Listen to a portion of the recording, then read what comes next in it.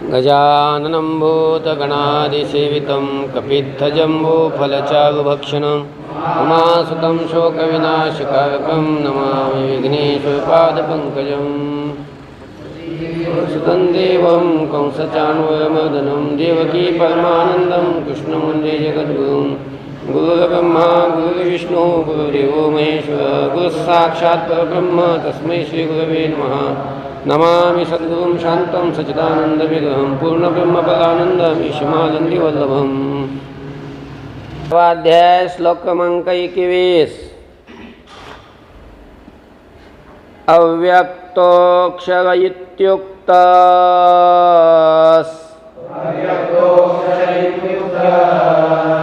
तमाहुः परमां गतिम् यं प्राप्य न निवर्तन्ते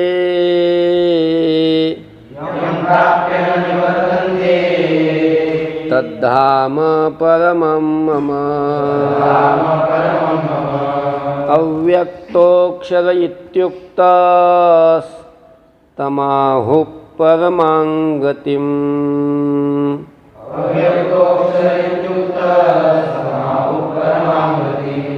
यं प्राप्य न निवर्तन्ते तद्धाम परमं मम।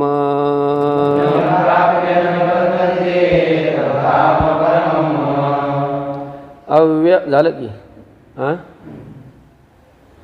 दोनदा झालं। अव्यक्तः अक्षरः इति उक्तः तम आहुः परमां गतिं यं प्राप्य न निवर्तन्ते तत् धाम परमं मम। बघा आता, अव्यक्तः अक्षरः इति उक्तः, वरच्या श्लोकामध्ये अव्यक्त सांगितलं का नाही? म्हणजे ब्रह्मदेवाचं जे सूक्ष्म शरीर त्यालाही अव्यक्तच म्हटलेलं आहे, ज्याच्यापासून भूत हे सगळी प्रगट होतात. म्हणजे ब्रह्मदेवाच्या दिवसाला आरंभ झाल्यावर ज्या अव्यक्तातून हे सगळे भूत हे सगळे व्यक्त पदार्थ प्रगट होतात आणि ब्रह्मदेवाची रात्र सुरू झाली की ते रात्रीच्या वेळेला सगळे हे व्यक्त पदार्थ ज्या अव्यक्तात काय होतात, विलीन होतात. म्हणजे हे सगळे व्यक्त पदार्थ, व्यक्त असलेलं सगळं जगत ज्या अव्यक्तातून उत्पन्न होतं आणि ज्या अव्यक्तात विलीन होतं, अशा प्रकारचं जे अव्यक्त, त्या अव्यक्तापेक्षाही दुसरं एक अव्यक्त सांगितलं का नाही? दुसरं एक अव्यक्त आहे आणि ते सनातन आहे. ते कसं आहे? ते सनातन आहे, श्रेष्ठ आहे असं म्हणून सांगितलं. या अव्यक्ताहून दुसरं एक अव्यक्त आहे, ते सनातन आहे, ते सर्वश्रेष्ठ आहे असं सांगितलं. आणि सगळ्या भूतांचा नाश झाला तरी ते काय होत नाही, नष्ट होत नाही असं ते सांगितलं. आणि सगळ्या भूतांचा नाश होऊनही, सगळी भूत नष्ट होऊनही ते नष्ट होत नसेल म्हणजेच ते अक्षर आहे. म्हणजेच ते कसं आहे? अक्षर आहे. ते अक्षर असणारं अव्यक्त आहे, त्यालाच अक्षर म्हणतात. त्याच अव्यक्ताला अक्षर म्हटलेलं आहे. ते सांगतात इथं, अव्यक्तः अक्षरः इति उक्तः. जे अव्यक्त आहे ना दुसरं ते सांगितलेलं, ते अव्यक्त जे आहे तेच अक्षरः इति उक्तः, तेच अक्षर म्हणून या ठिकाणी काय केलेलं आहे, सांगितलेलं आहे. तम परमां गतिम आहुः, आणि त्यालाच परमगती म्हणतात. त्यालाच काय म्हणतात? परमगती म्हणतात त्यालाच. बर. आणि यम प्राप्य न निवर्तन्ते, आणि ज्या त्या परमतत्वाला, परमगतीला प्राप्त होणारे न निवर्तन्ते, पुन्हा ती परत येत नाहीत, म्हणजे पुन्हा जन्माला येत नाहीत, अशी जी ती परमगती आहे, तत् मम परमं धाम, ते माझं परमधाम आहे. कळलं का? अजून एकदा सांगायचं का? अव्यक्तः अक्षरः इति उक्तः, ते जे अव्यक्त आहे ते अव्यक्तालाच अक्षर अशा प्रकारचं म्हटलेलं आहे. तम परमाम गतिम आहोहो, आणि त्यालाच परमगती म्हणून सांगतात. कळलं का? तीच परमगती आहे.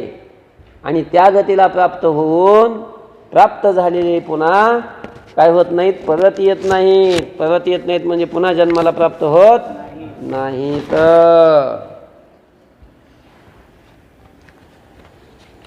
तत् मम परमम धाम, तेच माझं काय आहे, परमधाम आहे.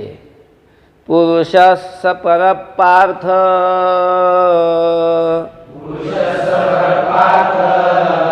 भक्त्या लभ्यस्त्वनन्यया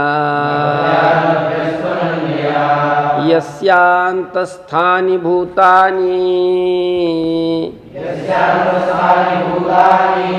येन सर्वमिदं ततं. पुरुषस्य परपार्थ भक्त्या लभ्यस्त्वनन्यया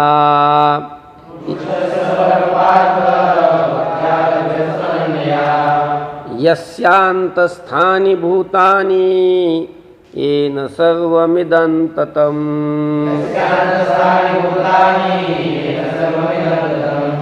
पुरुषः सः परः पार्थ भक्त्या लभ्यः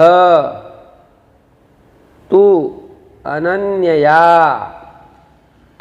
यस्य अंतस्थानि भूतानि येन सर्वम इदम ततम.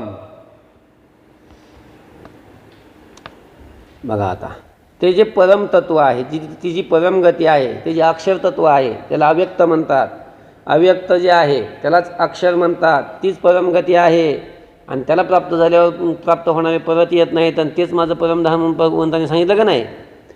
मग आता अशी जी गती आहे ती म्हणजे ते जे परमात्मेचं स्वरूप आहे ते कसं आहे, भूतानी यस्य अंतस्थानी. ऐका, सगळी भूत ज्याच्या आत आहेत, स्थित आहेत. अरे सगळे भूत कुठे आहेत, परमात्म्याच्या स्वरूपातच आहेत ना. का बाजूला परमात्म्याने वेगळ्या बाजूला आहेत काय कुठं? भूतानी यस्य अंतस्थानी, सगळी पार्थ अगोदर घ्यायचं. पार्थ म्हणजे अर्जुना, भूतानी यस्य अंतस्थानी, सगळी भूत ज्याच्या कुठं आहेत, आत स्थित आहेत. आणि येन इदम सर्वम ततम, आणि ज्यांनी इदम सर्वम म्हणजे हे सर्व जगत, ततम ततम म्हणजे व्यापलेलं आहे. सह परः पुरुषः तू, तो परमपुरुष तर, परः पुरुष म्हणजे श्रेष्ठ असला पुरुष तर, अनन्यया भक्त्या लभ्य, अनन्य भक्तीनेच कसा आहे, लभ्य म्हणजे प्राप्त होण्याला योग्य अशा प्रकारचा आहे. कळलं का? ज्याच्या आत भूते सर्व भूत स्थित आहेत, ज्यांनी सगळं हे जगत व्यापलेलं आहे, असा तो परपुरुष म्हणजे श्रेष्ठ पुरुष केवळ अनन्य भक्तीनं प्राप्त होण्याला योग्य आहे. त्याची प्राप्ती करून घ्यायची असेल तर काय करावे लागते, भक्ती करावी लागते. आणि तीही कशी, अनन्य भक्ती करावी लागते. अनन्य फनन्य भक्ती चालत नाही तिथं.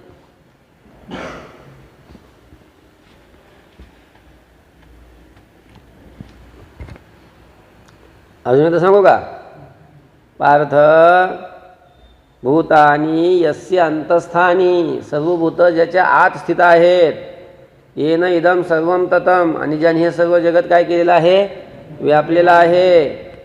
सह परः पुरुषः तू, तो परपुरुष तर, अनन्यया भक्त्या लभ्य, अनन्य भक्तीनं तो काय आहे, लभ्य आहे. लभ्य आहे म्हणजे तो प्राप्त होण्याला योग्य आहे. यत्र काले त्वनावृत्ती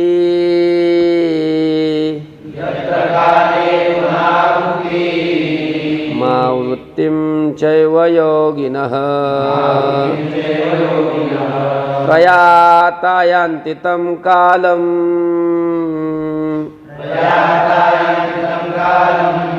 वक्ष्यामि भरतर्षभ. यत्र काले त्वनावृत्ति मावृत्तिं चैव योगिनः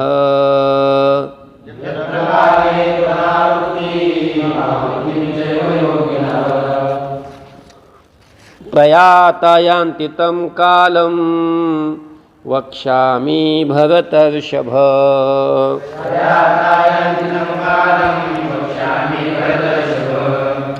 यत्र काले तु अनावृत्तिम् आवृत्तिं च एव योगिनः प्रयाताः यान्ति तं कालं वक्ष्यामि भरतर्षभ। आता इकडं बघा, आता ती गती सांगितली परमगती, की ज्या त्या परमगतीला प्राप्त होऊन पुन्हा प्राप्त होणारे काय होत नाहीत, पुन्हा जन्माला येत नाहीत, अशी एक गती म्हणजे मोक्षगती आहे. तिलाच काय म्हणतात, मोक्ष म्हणतात. आणि बाकीच्या मग सगळ्या गत्या काय आहेत, तिथं गेलेले पुन्हा काय होतात, पुन्हा जन्माला येतात, परत येतातच. म्हणजे ज्या गतीला गेल्यावर परत येत नाही अशी एक गती, आणि ज्या गतीला गेल्यावर पुन्हा पुन्हा त्याला परत यावं लागतं जीवाला, त्या अशा अनेक गत्या आहेत. मग म्हणजे दोन प्रकारच्या गती आहेत, परत जन्माला येणारी एक गती आणि परत जन्माला न येणारी एक गती. आलं लक्षामध्ये. पण मग आता योगी पुरुष त्या कोणता योगी पुरुष कोणत्या गतीला जातो, मग ज्या वेळेला योगी पुरुष परमात्म्याचं चिंतन करत, सांगितलं का नाही, ओमितिका अक्षरम ब्रह्म व्याहरण मामनुस्मरण सांगितलं का नाही, तो त्याचा देहत्यागाचा वेळ काय यप्रयाती तेजंध्यम स याती परमां गतीम सांगितलं का नाही. तो अशा प्रकारे तो योगी पुरुष ज्यावेळेला ध्यान करत देह सोडतो तो परमगतीला प्राप्त होतो, सांगितलं का नाही. मग तो परमगतीला प्राप्त होतो, पण त्याला देह सोडण्यासाठी काळ ठरलेला असतो. कधी पण देह सुटला तर तो परमगतीला प्राप्त होत नाही. म्हणजे पुन्हा जन्माला न येण्याच्या गतीला, म्हणजे मोक्षाच्या गतीला जर तर योगी पुरुषाला जायचं असेल तर एका ठराविक विशिष्ट काळामध्ये देह सोडावा लागतो, आणि त्या काळामध्ये त्यानं देह सोडला की मग तो परमगतीला जातो. त्याचा पण काळ निश्चित आहे. आणि कोणत्या काळामध्ये देह सोडल्यानंतर योगी जरी असला तरी पुन्हा त्याला परत जन्माला यावंच लागतं, आणि कोणत्या काळात देह सोडल्यावर तो परमगतीला प्राप्त होतो, असे दोन काळ आहेत. आलं लक्षामध्ये. एका काळामध्ये देह सोडला की त्या काळामध्ये देह सोडणारा तो योगी परमगतीला प्राप्त होतो, आणि दुसरा एक काळ असा आहे की त्या काळामध्ये देह सोडला तो योगी पुन्हा जन्माला येतो, म्हणजे पुन्हा पुन्हा जन्माला येणाऱ्या गतीला तो प्राप्त होतो. अशा ह्या दोन गत्या आहेत, आणि त्या दोन गतीला प्राप्त करून देणारे योगी पुरुषाला ते दोन काळ आहेत, आणि त्या दोन्ही काळाचं वर्णन आता भगवान करतात. म्हणजे कोणत्या काळामध्ये योगी पुरुषानं देह सोडल्यानंतर तो कोणत्या गतीला प्राप्त होतो हे तुला मी सांगतो, अशी अगोदर प्रतिज्ञा करतात, आणि पुढच्या दोन श्लोकामध्ये मग तो काळ काय करतात सांगतात. बघा आता, तर श्लोक वाचला का आपण, पदच्छेद सांगितला का, पदच्छेद सांगितला का. आता भरतर्षभ अगोदर घ्यायचं. काय घ्यायचं, भरतर्षभ. भरतर्षभ म्हणजे भरत वंशामध्ये श्रेष्ठ असणाऱ्या अर्जुना. यत्र काले, ज्या कालामध्ये योगिनः प्रयाताः, योगी पुरुष देह सोडून गेले असता. आलं लक्षामध्ये. यत्र काले प्रयाताः योगिनः असं घ्या वाटलं असतं. ज्या काळामध्ये देह सोडून गेलेले योगी, अनावृत्तिम ची आवृत्तिम यांती. अनावृत्तिम, आवृत्ती म्हणजे पुन्हा येणाऱ्या गतीला, आणि अनावृत्ती म्हणजे पुन्हा न येणाऱ्या गतीला. ची आवृत्तिम म्हणजे पुन्हा येणाऱ्या गतीला, म्हणजे पुन्हा येणाऱ्या गतीला आणि पुन्हा न येणाऱ्या गतीला ते जातात. तम कालम वक्ष्यामी, त्या कालाचं मी आता काय करेन, वर्णन करीन, सांगेन. तो काल मी काय करेन, सांगेन. अशा प्रकारची प्रतिज्ञा भगवंतांनी केली. कोणता काळ मी तुला सांगेन, कोणता काळ, की ज्या कालामध्ये शरीर सोडून गेलेले योगी पुरुष अनावृत्तीम म्हणजे पुन्हा जन्माला न येणाऱ्या गतीला, आवृत्तीम पुन्हा येणाऱ्या गतीला ते काय होतात, जातात किंवा त्याला प्राप्त होतात. असा जो तो काल आहे त्या काळाचं मी काय करीन आता वर्णन करीन. तो काल मी आता सांगेन. बघा आता तू परंतु तू अगोदर घ्यायचं. तू दिसलं कुठे ते तू म्हणजे परंतु भरतर्षभ हे भरतवंशामध्ये श्रेष्ठ असणारे अर्जुना यत्र काले ज्या कालामध्ये प्रयाता योगिनः शरीर सोडून गेलेले योगी अनावृत्तीम चे आवृत्तीम एव आहे की नाही. अनावृत्तीम म्हणजे पुन्हा जन्माला न येणाऱ्या गतीला म्हणजे मोक्षाला, आणि आवृत्ती म्हणजे पुन्हा जन्माला येणाऱ्या गतीला यांती जातात. तम काल मोक्षामी तो काळ मी तुला काय करन सांगेन. बर श्लोक कळला का. आता मग तो दोन काळ सांगायला लागले. आता परमगतीला ज्या काळात देह सोडल्यावर योगी जातात तो काळ आता सांगतात या श्लोकात.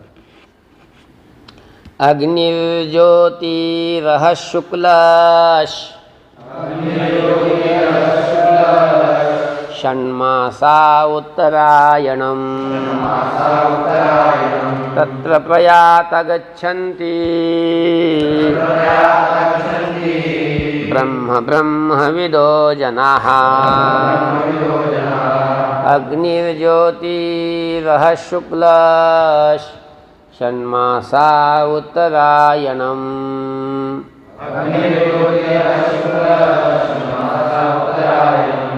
तत्र प्रयात गच्छन्ति ब्रह्म ब्रह्मविदो जनाः.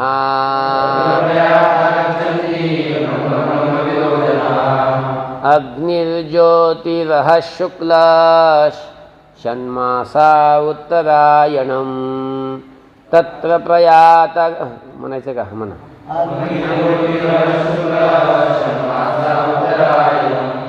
तत्र प्रयात गच्छन्ति ब्रह्म ब्रह्मविदो जनाः.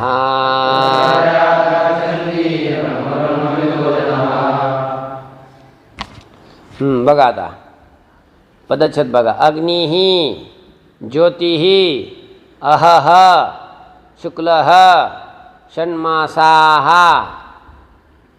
उत्तरायणं षण्मासाः उत्तरायणं तत्र प्रयाताः गच्छन्ति ब्रह्म ब्रह्मविदः जनाः. आलं का. बघा अग्निः आता काय सांगू लागले इकडं बघा थोडं लक्षात घ्या. ज्या काळामध्ये योगी पुरुषांनी शरीर सोडलं की तो परमगतीला प्राप्त होतो, पुन्हा जन्माला न येणाऱ्या गतीला प्राप्त होतो, असा जो काळ आहे त्या काळाचं वर्णन केलं त्या श्लोकामध्ये. या काळामध्ये जर त्यांनी देह सोडला तर तो परब्रह्माला प्राप्त होतो. कोणाला प्राप्त होतो, परब्रह्माला प्राप्त होतो. बघा कोणत्या काळात, ज्या काळामध्ये अग्नीची अभिमानी देवता असते. अग्निही काय म्हटलंय, अग्निही अग्नी असावे लागतात. ज्या मार्गामध्ये अग्नी अभिमानी देवता आहे. बर हे मार्ग आहेत. मार्ग एक ब्रह्मप्राप्तीचा मार्ग आहे आणि एक पुनर्जन्माच्या प्राप्तीचा मार्ग आहे. त्यालाच एक काय म्हणतात, देवयान मार्ग आणि पितृयान मार्ग म्हणतात. देवयान मार्गाने मोक्षगतीला जातो, पितृयान मार्गाने पुनर्जन्माच्या गतीला प्राप्त होतो. कळलं का. हां अग्निही अग्नीची अभिमानी देवता असते जिथं. ज्योतिही ज्योतीची अभिमानी देवता असते. अहह दिवस अभिमानी देवता असते, म्हणजे दिवस असतो.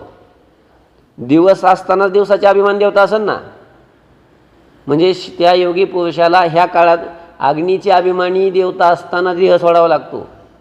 मग त्या योग्याला ती अग्नी देवता घेऊन जात असते पुढच्या गतीला. ती कुठपर्यंत जाते, ज्योती अभिमानी देवतेपर्यंत घेऊन जाते. पुन्हा ज्योती अभिमानी देवता त्याला तिथून पुढे घेऊन जाते. त्याच्यानंतर दिवस अभिमानी देवता, दिवसाची अभिमानी देवता असावी लागते. दिवस अभिमानी देवता पुन्हा घेऊन जाते. असं करत करत करत करत तो ब्रह्मलोकापर्यंत जात असतो. ब्रह्मलोकात गेल्यानंतर तो मुक्त होऊन जात असतो. ज्ञान होऊन. अग्नी अभिमानी देवता ज्या मार्गात आहे, ज्योती म्हणजे ज्या कालात आहे, ज्योती अभिमानी देवता ज्या कालात आहे, अहह म्हणजे दिवस अभिमानी देवता ज्या कालात आहे, शुक्लह म्हणजे शुक्ल पक्ष अभिमानी देवता असावी लागते, म्हणजे शुक्ल पक्षात शरीर सोडावं लागतं. षण्मासा उत्तरायणम आणि 6 महिन्याचं उत्तरायण असावं लागतं, म्हणजे उत्तरायणाची अभिमानी देवता असावी लागते. कळलं का? अशा काळामध्ये तत्र प्रयाताः आणि मग त्या कालामध्ये शरीर सोडून गेलेले ब्रह्मविदः जनाः ब्रह्माची उपासना करणारे लोक. इथं ब्रह्मविद शब्द म्हणजे ब्रह्मज्ञानी, पण इथं ब्रह्मज्ञानी घ्यायचं नाही. ब्रह्मज्ञानाला काय एकदा ज्ञान झाले मग त्यानं कुठे बी शरीर सोडलं तरी मुक्तच होत असते, त्याच्याबद्दल वाद नाही. पण इथं ब्रह्मविदचा अर्थ काय घ्यायचा? ब्रह्म उपासकाः ब्रह्माची उपासना करणारे, काय उपासक घ्यायचा अर्थ. ब्रह्मविदाः जनाः ब्रह्माची उपासना करणारे लोक म्हणजे योगी लोक. ब्रह्म गच्छन्ति ते ब्रह्माला काय होतात? प्राप्त होतात. अजून एकदा सांगू का? अग्नी अभिमानी देवता ज्या ठिकाणी आहे म्हणजे ज्या काळात आहे, ज्योती म्हणजे ज्योती अभिमानी देवता ज्या काळात आहे, अहह म्हणजे दिवस अभिमानी देवता ज्या काळात आहे, शुक्लह म्हणजे शुक्ल पक्ष अभिमानी देवता ज्या काळात आहे, षण्मासा उत्तरायणम 6 महिन्याचा उत्तरायण कालाची अभिमानी देवता ज्या काळात आहे, तत्र प्रयाताः ब्रह्मविदः जनाः मग त्या काळामध्ये शरीर सोडून गेलेले ब्रह्माची उपासना करणारे लोक ब्रह्म गच्छन्ति ते परब्रह्माला जातात, म्हणजे परब्रह्माला काय होतात? प्राप्त होतात. कळलं का? अरे म्हणजे उत्तरायण असावं लागतं. असं उलटं सांगतो तुम्हाला थोडं. उत्तरायणातला 1 महिना असावा लागतो कोणता तरी, त्या महिन्यातला शुक्ल पक्ष असावा लागतो. वद्य पक्ष नाही चालत. वद्य पक्षात शरीर सोडून चालणं, त्याला दक्षिणायनामध्ये शरीर सोडायचं नसतं योग्यानी, उत्तरायणात सोडायचं असतं. आणि उत्तरायणातही पुन्हा शुक्ल पक्षात सोडायचं. शुक्ल पक्ष कळतो का? त्याला शुद्ध पक्ष म्हणतात मराठीत. आणि त्या शुक्ल पक्षातही पुन्हा दिवस असावा लागतो, दिवसा शरीर सोडावं लागतं. पुन्हा त्यात पुन्हा ज्योती अभिमानी देवता असावी लागते, अग्नी अभिमानी देवता असावी लागते. मग त्यावेळेला शरीर सोडलं की मग तो योगी पुरुष म्हणजे योगी म्हणजे उपासक, ब्रह्माचा उपासक असणारा तो मग काय होतो? मग परब्रह्माला प्राप्त होतो, म्हणजे मोक्षाला प्राप्त होतो. आलं? धूमो रात्रिस्तथा कृष्णस् षण्मासा दक्षिणायनम् तत्र चान्द्रमसं योगी प्राप्य निवर्तते. धूमो रात्रिस्तथा कृष्ण षण्मासा दक्षिणायनम्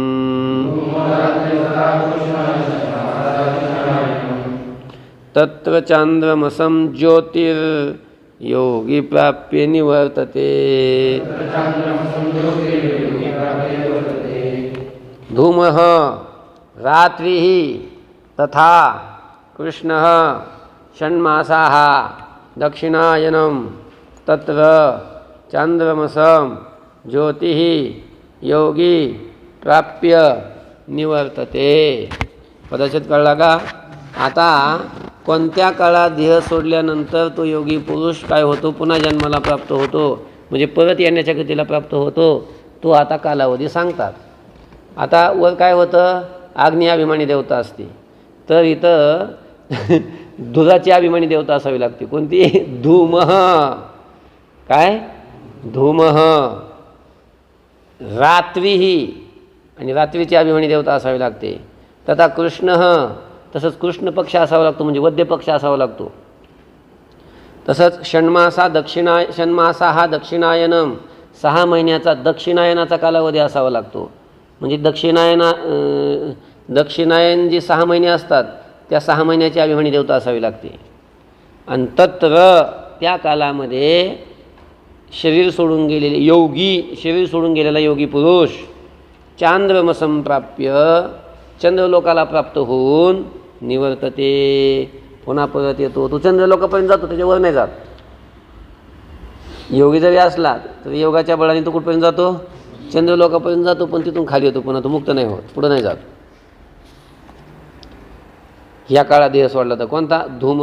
धूमाभिमानी देवता ज्या काळात असते, रात्रीच्या अभिमानी देवता ज्या काळात असते, म्हणजे रात्री देह सोडला त्यानं, किंवा कृष्ण पक्ष अभिमानी देवता असते ज्या काळात, षण्मासा उत्तरायण म्हणजे 6 महिन्याचा आपलं दक्षिणायनम, षण्मासा दक्षिणायनम, 6 महिन्याचा दक्षिणायनाचा काय असावा लागतो?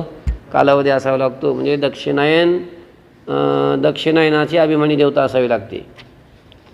तत्र, आणि मग त्या कालामध्ये देह सोडून गेलेला योगी चांद्रमसम प्राप्य निवर्तते. चांद्रमसाला प्राप्त होऊन म्हणजे चंद्रलोकाला प्राप्त होऊन पुन्हा काय होतो? परत येतो, पुन्हा जन्माला प्राप्त होतो. बस की. ओम शांती शांती शांती. कुंडली कवरधारी विठ्ठल श्री ज्ञानदेव ज्ञानेश्वर.